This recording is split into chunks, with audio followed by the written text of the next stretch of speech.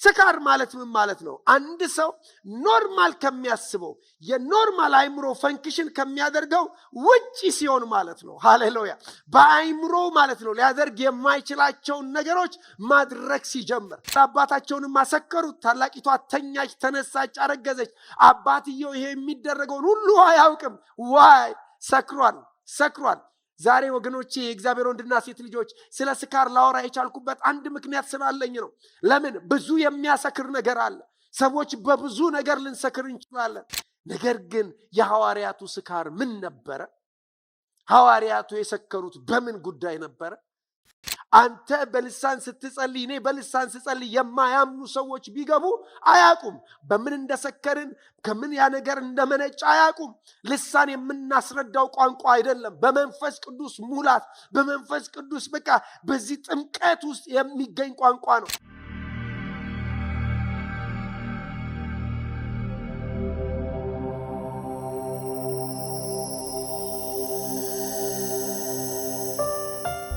ሃሌሉያ። ጌታችን ትልቅ ነው። አምላክና አባታችን ለዘላለም ስሙ ይባረክ። በአዲስ ኪዳን መጽሐፍ ውስጥ አንድ የአዲስ ኪዳን ቤተክርስቲያን ስትመሰረት የተከሰተ ክስተት አለ። የመስረቻ በዓል የተደረገባት በተለይ በሐዋርያት ሥራ ምዕራፍ 2 ቁጥር 1 እስከ 15 ኩዊክሊ ላንብበውና ከዛ አንድ አርዕስት ለዚህ ላነበብኩት ክፍል ልሰጠውና አጭር የእግዚአብሔርን ቃል አካፍላችኋለሁ። በያላችሁበት ቦታ የእግዚአብሔር ጸጋና ሰላም ይብዛላችሁ። ፓስተር መስፍን ነኝ ከሳውዝ አፍሪካ ጆሃንስበርግ። ሃሌሉያ። ከአማኑኤል ቤተክርስቲያን መጽሐፍ ቅዱሳችን በሐዋርያት ሥራ ምዕራፍ 2 ቁጥር 1 እስከ 15 እንደዚህ ይላል። በዓለ ሃምሳ የተባለው ቀን በደረሰ ጊዜ ሁሉም በአንድ ልብ ሆኖ አብረው ሳሉ ይላል ድንገት እንደሚነጥቅ አውሎ ንፋስ ከሰማይ ድምፅ መጣ፣ ተቀምጠውም የነበሩበትንም ቤት ሁሉ ሞላው ይላል። እንደ እሳትም የተከፋፈሉ ልሳኖች ታዩአቸው፣ በእያንዳንዳቸውም ላይ ተቀመጡባቸው። በሁሉም መንፈስ ቅዱስ ሞላባቸው። መንፈስም ይናገሩ ዘንድ እንደሰጣቸው በሌላ ልሳኖች ይናገሩ ጀመር። ከሰማይም በታች ካሉ ሕዝብ ሁሉ በጸሎት የተጉ አይሁድ በኢየሩሳሌም ይኖሩ ነበረ። ይህም ድምፅ በሆነ ጊዜ ሕዝቡ ሁሉ ተሰበሰቡ፣ እያንዳንዱም በገዛ ቋንቋው ሲናገሩ ይሰማ ስለነበር የሚሉትን አጡ ይላል። ቁጥር 7 ተገርመውም ተደንቀውም እንዲህ አሉ፣ እነሆ እነዚህ የሚናገሩትን ሁሉ የገሊላ ሰዎች አይደሉምን? እኛም እያንዳንዳችን የተወለድንበትን የገዛ ቋንቋችንን እንዴት እንሰማለን? የፓርቴና የሜድ የኤላሜጤም ሰዎች በሁለት ወንዝም መካከል በይሁዳም በቀጰዶቅያም በጳንጦስም በእስያም በፍርግያም በጵንፍልያም በግብፅም በቀሬናም በኩል ባሉት በሊቢያ ወረዳዎች የምንኖር በሮሜም የምንቀመጥ አይሁድ ወደ ይሁዲነትም የገባን የቀርጤስና የአረብ ሰዎች የእግዚአብሔርን ታላቅ ሥራ በልሳኖቻችን ሲናገሩ እንሰማቸዋለን። ሁሉም ተገረሙና አመንትተው እርስ በርሳቸው እንጃ ይህ ምን ይሆን አሉ ይላል። የጥያቄ ምልክት ነው። እንጃ ይሄ ምን ይሆን አሉ። አርስቴ እዚህ ጋር ነው ያለው። ቁጥር 13 ሌሎች ግን እያፌዙባቸው ጉሽ የወይን ጠጅ ጠግበዋል አሉ። ነገር ግን ጴጥሮስ ከ11 ጋር ቆመ፣ ድምፁንም ከፍ አድርጎ እንዲህ ሲል ተናገራቸው። አይሁድ በኢየሩሳሌምም የምትኖሩ ሁላችሁ ይህ በእናንተ ዘንድ የታወቀ ይሁን፣ ቃሎቼንም አድምጡ። ለእናንተ እንደመሰላችሁ እነዚህ የሰከሩ አይደሉም፣ ከቀኑ 3ኛ ሰዓት ነውና ብሎ ይናገራል። ኢየሱስ ክርስቶስ ለዘላለም ጌታ ነው።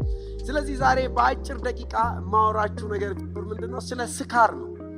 ስለ ስካር እነዚህ ሰዎች ሲናገር ይሄ አዲስ ኪዳን ቤተክርስቲያን ልክ የመጀመሪያ ናጉሬት ስትደረግ ስትመሰረት የመጣው ነገር ምንድነው ቢባል ሃሌሉያ የእግዚአብሔር መንፈስ ቅዱስ ኃይል መውረዱ ነው።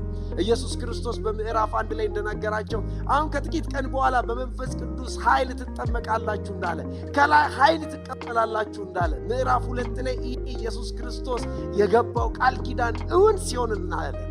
የእግዚአብሔር ወንድና ሴት ልጆች በያላችሁበት ይሄ ክብር ያገኛችሁ። አዲሷ ቤተክርስቲያን ወይ ደግሞ የአዲስ ኪዳኗ ቤተክርስቲያን አቅሟ ጎልቶ የወጣው ውበቷ ጎልቶ የወጣው በምንድን ነው ብትሉኝ የኢየሱስ ክርስቶስ ሞትና መነሳቱ ኃያል ሆኖ የተሰበከው ለምንድን ነው ብትሉኝ በመንፈስ ቅዱስ የተጠመቁ በመንፈስ ቅዱስ ኃይል የተሞሉ በመንፈስ ቅዱስ የሚንቀሳቀሱ። ስለዚህ ይሄ ነገር እዚህ ቦታ ላይ ሲደረግ በተለያየ ቋንቋ ሲናገሩ በአካባቢው ላይ የነበሩ ቅድም እንዳነበብኩላችሁ ከተለያየ ዓለማት ወይ ደግሞ በተለያየ ቋንቋ የሚናገሩ ተሰብስበው ነበር ይላል። ኤቨንቱ ትልቅ አስገራሚ ኤቨንት ነው። ስብሰባው ትልቅ ነገር ነው። ከዛ ምን አሉ ይላል? በቃ ይገረሙ ይደነቁ ነበር ይላል። ግን አንዳንዶች ይላል በተለይ ቁጥር 13 ላይ እንደዚህ ይላል፣ ሌሎች ግን እያፌዙባቸው ይላል። ማፌዝ ጀመሩ አንዳንዶች። ምን በማለት? ጉሽ የወይን ጠጅ ጠግበዋል አሉ። በጣም የሚገርማችሁ ለዚህ ምላሽ መጽሐፍ ቅዱሳችን ጴጥሮስ ሲናገር በ15ኛው ቁጥር ላይ ለእናንተ እንደመሰላችሁ እነዚህ የሰከሩ አይደሉም አለ። ከቀኑ 3ኛ ሰዓት ነውና ይላል። ስለዚህ እንዳልኳችሁ ስለ ስካር ማለት ምን ማለት ነው? አንድ ሰው ኖርማል ከሚያስበው የኖርማል አይምሮ ፈንክሽን ከሚያደርገው ውጪ ሲሆን ማለት ነው። ሃሌሉያ! በአይምሮ ማለት ነው ሊያደርግ የማይችላቸውን ነገሮች ማድረግ ሲጀምር፣ በሱ ችሎታ በተፈጥሮ አቅሙ የማይሆን ነገር። ሃሌሉያ! ታውቃላችሁ ድራንክ ማለት በአንድ ዲክሽነሪ ላይ ሳገኝ እንደዚህ ብሎ ይናገራል። አፌክትድ ባይ አልኮል ይላል to the extent of losing control of one's faculties of or behavior ይላል። በቃ የአይምሮን መቆጣጠር አንድ ሰው ሲስት ሳይችል ሲቀር በአይምሮ ያደርጋለው ወይ ደግሞ በአይምሮ የሆነዋለው ከሚለው ውጭ ሆኖ ሲያገኝ ራሱን ማለት ነው። መቼም መስከር በእያንዳንዳችን የምናውቀው ነገር ነው ብዬ አስባለሁ። ስካር አርገነው እንኳን ባናቅ ወይ ሰክረን እንኳን ባናቅ የሰከሩ ሰዎች በቀኝም በግራም የምናገኛቸው ብዙ አብዛኛውን ጊዜ አሉ ብዬ አምናለሁ። የሰከረ ሰው ከፈለገ ቱቦ ውስጥ ይተኛል፣ አንደር ዘ ብሪጅ ይተኛል። ከፈለገ የፈለገውን መንግስትን ሊሆን ይችላል፣ ግለሰቦችን ሊሆን ይችላል፣ የራሱን ኑሮ ሊሆን ይችላል። መናገር የሌለበትን ነገር ሁሉ እየተናገረ ይሄዳል። ዋይ ቢኮዝ አሁን ይሄ ሰውዬ አይምሮን የተቆጣጠረው ምንድነው ብትሉኝ ሌላ አልኮል ነው። አያችሁ፣ ከአይምሮ ውጪ ናቹራሊ ያደርገዋለሁ እናገረዋለሁ ብሎ ያላሰበውን ነገር ሊናገር የቻለበት ምክንያት አለ። ያም ደግሞ ምንድነው? ስካር። እንደውም ያገሬ ሰው ሲናገር እንደዚህ ይላል፣ ሆድ አባውን ብቅል ያወጣዋል ይላል። በሌላ አነጋገር በቃ ሆድ አብቶ ይዞ ችሎ ሲሰክር ድንገት በቃ ለምን አሁን ከአይምሮ ኮንትሮል ውጪ ነው። መጽሐፍ ቅዱስ ላይ ስለሰከሩ ሰዎች ብዙ ቦታ የሚናገረው ነገር አለ። በተለይ ዘፍጥረት ምዕራፍ 9 ቁጥር 20 ላይ ኖም ገበሬ መሆን ጀመረ ይላል፣ ወይንም ተከለ ይላል፣ ከወይን ጠጁም ጠጣና ሰከረ ይላል፣ በድንኳኑም ውስጥ ራቁቱን ሆነ ይላል። ናቹራሊ የማያደርገውን ነገር አሁን ምን ሆነ? ቢኮዝ አሁን ሰክሯል። ስለዚህ ራሱን ጣለ፣ ራሱን ለቀቀ። በዚህ ሰዓት ነው እንግዲህ ከሶስት ልጆቹ አንዱ መጣና ራቁቱን መሆኑን አየና ምን አደረገው ይላል? በቃ ሾፈበት ይላል። እንደውም በቃ ፌዘበት ይላል። ሌሎች ወንድሞቹን ሁለቱን ምን ይዟቸው እንደውም መጣ ይላል። ካም የሚባለው የአባቱን ራቁትነት አይቶ ማለት ነው በቃ አላገጠበት ይላል። ግን እኔ አሁን የካምን ሁኔታ ለመናገር አይደለም። ለምንድን ነው ኖህ ራቁቱን የሆነው ብትሉኝ የአንደር ዘ ኢንፍሉዌንስ ኦፍ አልኮል በሰላሙ በጥሩ በደናው ጊዜ የማያደርገውን ሰከረና ምን አደረገ ይለናል። ትዝ ይላችኋል የሎጥ ሁለት ሴት ልጆቹ ከራሳቸው ከሎጥ ከአባታቸው ያረገዙበት በምን ምክንያት እንደሆነ ስካር።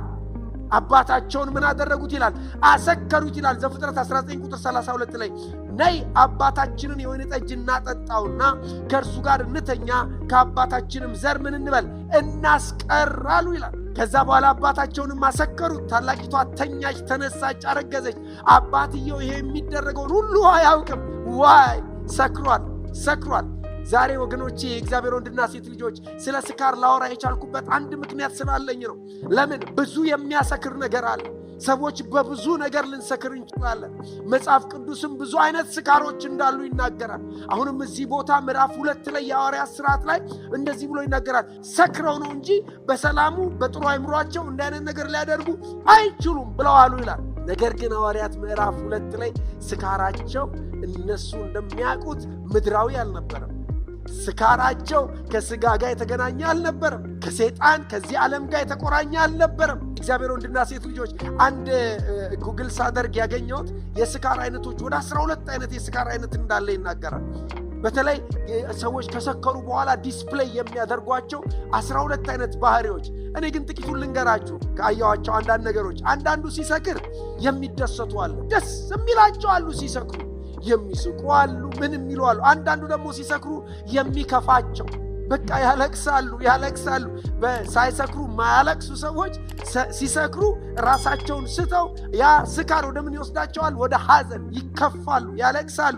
አንዳንዶች ደግሞ ሲሰክሩ የሚደባደቡ በቃ ሲሰክሩ የሚናደዱ ናቹራሊ እገላለሁ ያላሉትን ነገር ሰው ሊገሉ የሚችሉ ሲሰክሩ፣ አንዳንዶች ደግሞ ሲሰክሩ በቃ እንቅልፍ ሽው አድርጎ የሚወስዳቸው፣ አንዳንዶች ሲሰክሩ ለምንም ነገር ግድ የሌላቸው ሆኖ ታገኟቸዋላችሁ። ስካር በእውነት ነው የምላችሁ። አንዳንዶች ሲሰክሩ በቃ አፍቅረው የማያውቁትን ሰው የሚያፈቅሩ አንደር ዘ ኢንፍሉዌንስ ኦፍ አልኮል ሲሆኑ ማለት ነው ከአይምሯቸው ቁጥጥር ውጭ ሆኖ ይንቀሳቀሳሉ። መጽሐፍ ቅዱሳችን እንዳልኳችሁ ልክ ሐዋርያት ሥራ ምዕራፍ 2 ላይ እነዚህ ጉሽ ጠግበዋል በዚህ ሰዓት ምናምን ሲሉ ጴጥሮስ ተነሳና አሁን ከቀኑ ገና ጠዋት ነው አላቸው። እናንተ እንዳሰባችሁት ይሄ ስካር የመጣው ጉሽ በመጠጣት አይደለም አለ። አዎ እናንተም እንዳሰባችሁት ይሄ ደግሞ ስካር አይደለም፣ ናቹራል የሆነ ስካር አይደለም አላቸው። ምንድነው አላቸው? መጽሐፍ ቅዱስ ሲናገር በ15ኛው ቁጥር ላይ ቅድም አንብቤላችኋለሁ። እንደዚህ ብሎ ይናገራል። ለእናንተ እንደመሰላችሁ እነዚህ የሰከሩ አይደሉም አለ። ለምን? ከቀኑ 3ኛ ሰዓት ነውና አለ። የእግዚአብሔር ወንድና ሴት ልጆች፣ ነገር ግን የሐዋርያቱ ስካር ምን ነበረ? ሐዋርያቱ የሰከሩት በምን ጉዳይ ነበረ? በምን ኃይል ነበር? ታውቃላችሁ ጴጥሮስ ሁላችን እንደምናውቀው ኢየሱስ ክርስቶስን የካደ ለ3 ቀን በሞተበት ሰዓት አላውቀውም ያለ፣ አሁን ግን ማለት ነው ለኢየሱስ ክርስቶስ ይህንን ኃይል በዚህ ቅባት፣ በዚህ ጸጋ፣ በዚህ መንፈስ ከመስከሩ የተነሳ ማለት ነው አፕሳይድ ዳውን ለመሰቀል የሆነው ለምንድን ነው ብትሉኝ፣ በቃ ቢኮዝ ሰክሯል። ለእግዚአብሔር መንግሥት ሰክሯል፣ በእግዚአብሔር ቅባት ሰክሯል፣ በእግዚአብሔር ጸጋ ሰክሯል፣ በእግዚአብሔር የመንፈስ ቅዱስ ኃይል ሰክሯል። ኢየሱስ ለዘላለም ጌታ ነው። ታውቃላችሁ ሐዋርያው ጳውሎስ ለቆሮንቶስ ሰዎች ሲናገር በሁለተኛ ቆሮንቶስ 5:13 ላይ እብዶች ብንሆን አለ ለእግዚአብሔር ነው አለ። አዎ ያበድን ልንመስል እንችላለን፣ ነገር ግን ለማን ነው አለ? ለእግዚአብሔር ነው። ባለአእምሮች ብንሆን ግን ለማን ነው አለ?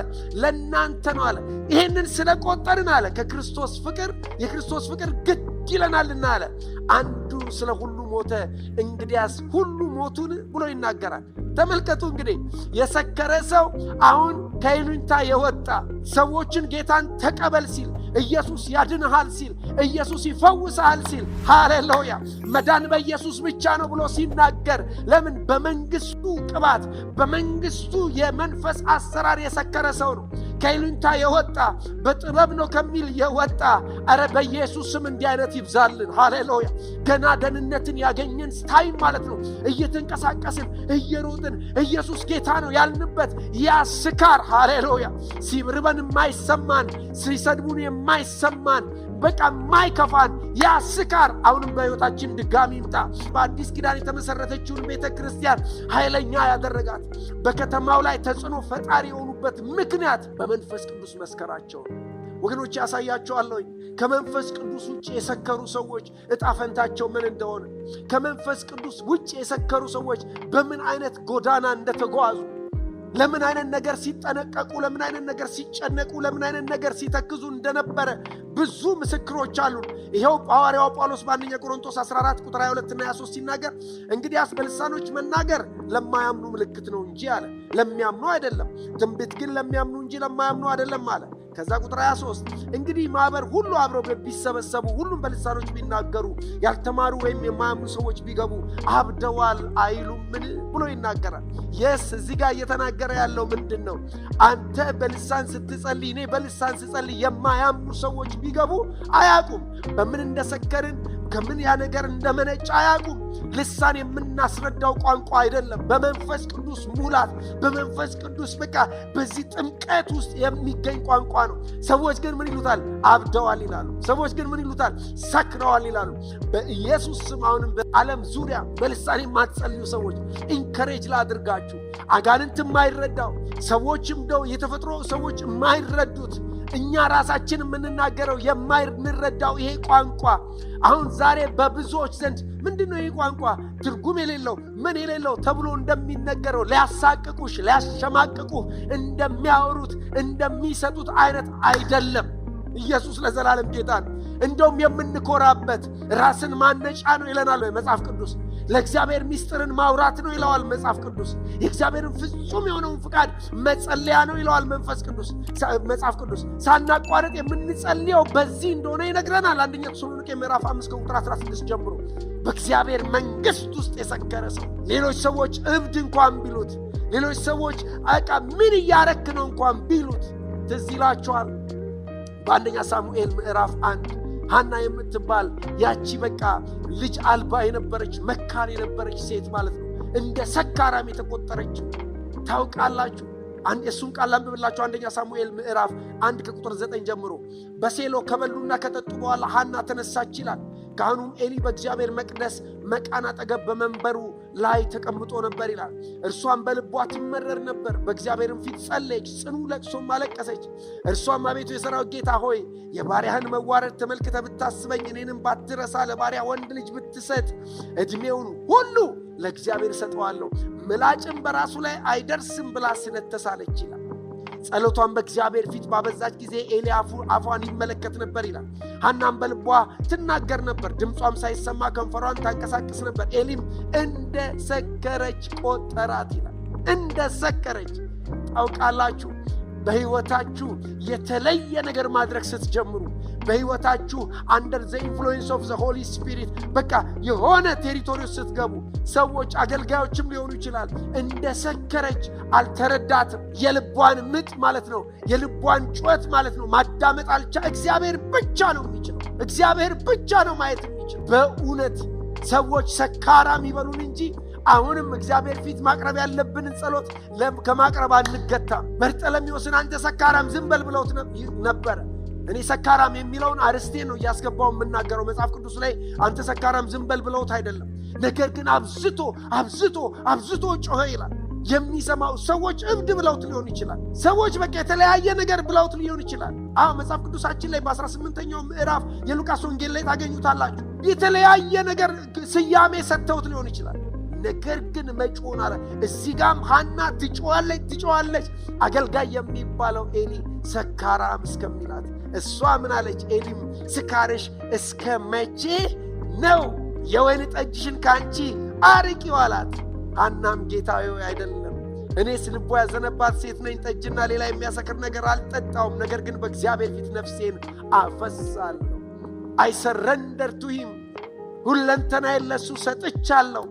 እውነት አንተ እንደምትለው ወይን ጠጅ ጠጥቼ አይደለም። ልክ ሐዋርያት ምዕራፍ 2 ላይ እንዳሉት እነዚህ ጉሽ ጠግበዋል፣ ጉሽ ጠጥተዋል፣ ሰክረዋል።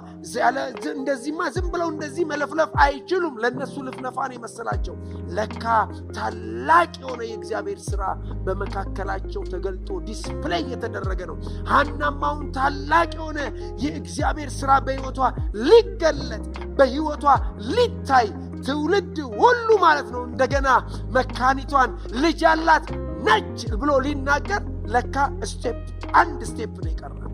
ትጮህ ነበርና አፏስ ይንቀሳቀሳል፣ በልቧ ትጸልይ ነበር። የእግዚአብሔር ወንድና ሴት ልጆች በዓለም ዙሪያ ያላችሁ አሁንም ልንገራችሁ፣ ብዙ ሰው አገልጋዮችን ጨምሮ በቃ ያ ልባችንን ካለመረዳታቸው የተነሳ የተለያየ ስያሜ ሊሰጡን ይችላል። አንድ ነገር ላስታውሳችሁ በዚህ ቀን ላይ ኢየሱስ ለዘላለም ጌታ ነው። ሰካራም አሏት። ስካርሽ እስከ መቼ ነው አሏት። ታውቃላችሁ፣ ቅድም እንዳልኳችሁ ሰዎች በተለያየ ነገር ይሰክራሉ፣ ለተለያየ ጉዳይ ይሰክራሉ። እኔ ግን ዛሬ በተለይ አንድ ሰው ላሳያችሁ። መጽሐፍ ቅዱሳችን ላይ ስለ ሜልኮል ሲናገር እንደዚህ ብሎ ይናገራል። ሜልኮል በአንድ ወቅት የዳዊት ሚስት የነበረች ከዳዊት ሚስቶች አንዷ የሆነች በቃ እሷ ስትናገር ማለት ነው የእስራኤል ንጉሥ ሆይ አለችው።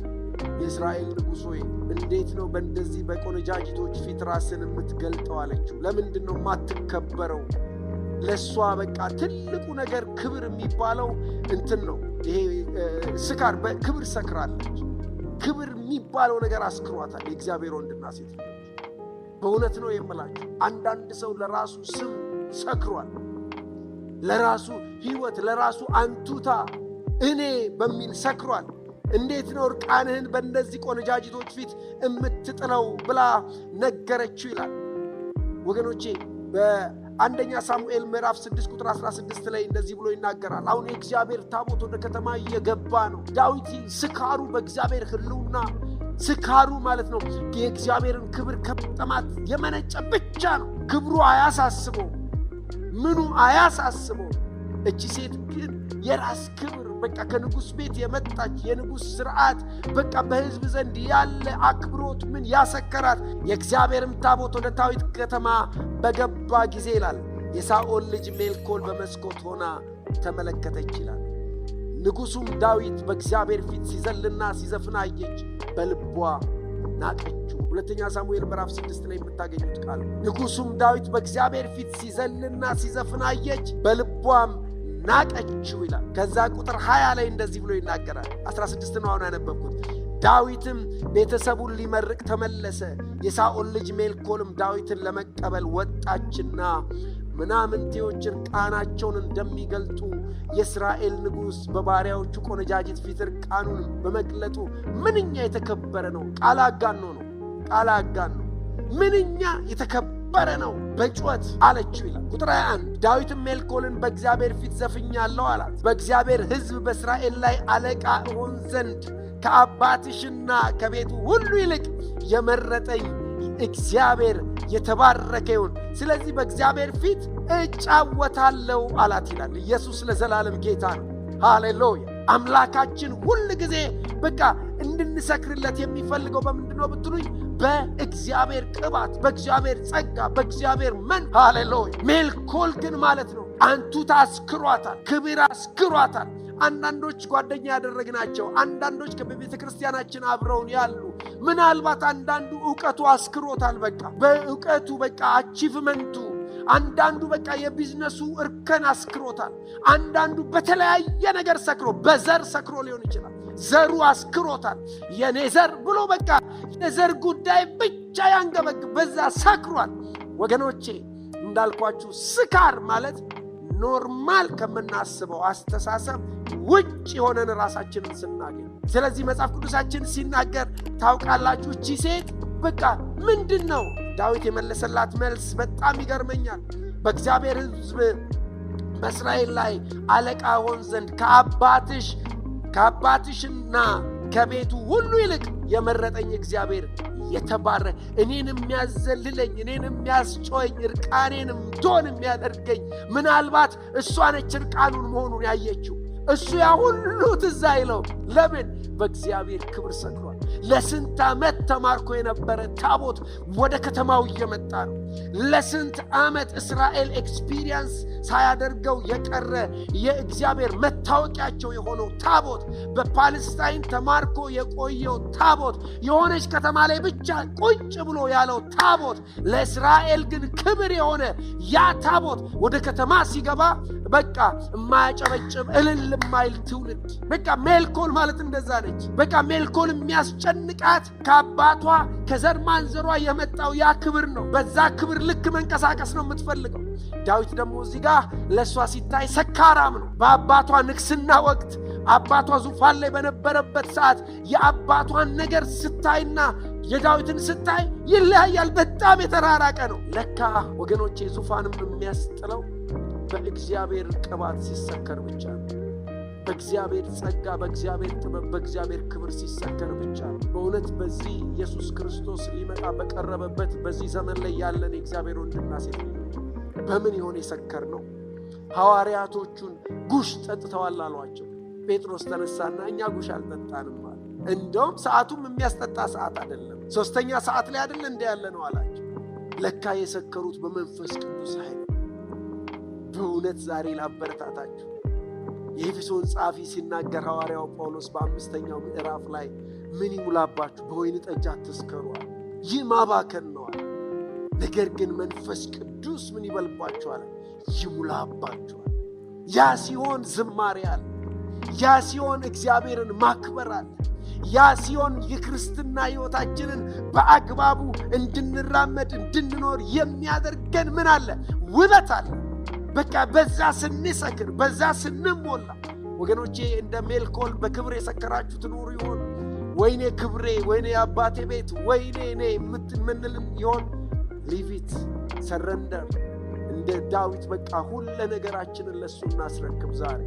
በእውነት ይህንን መልእክት በተለያየ ከተማ ሊሆናችሁ የምትሰሙ የእግዚአብሔር ወንድና ሴት ልጆች አሁን ይላችሁ ከእግዚአብሔር ወደ እናንተ ይህንን ድምፅ ይዞ ሲገባ ቤታችሁ ማለት ነው ለኩነኔ አይደለም፣ ይልቁን ለማዳን ቃሉን ልኮ ፈወሳቸው ይላል፣ ከመከራቸው አዳናቸው ይላል። አንዳንዱ በቃ ክብርን ማለት ነው በቃ አስክሮታል። ወገኖቼ የሚቀጥለው ላይ ደግሞ የሚቀጥለውን እውነት አሳያቸዋለሁ። አንዳንዶች በገንዘብ የሰከሩ አሉ። እንደ ጊያዝ አይነት ጊያዝ በቃ ነጋ ጠባ የሚያስበው ገንዘብ ነበር። ኔክስት እንቀጥለዋለን። በያላችሁበት ዘመናችሁ ሁሉ የተባረከ ይሁን። ከፍ በሉ።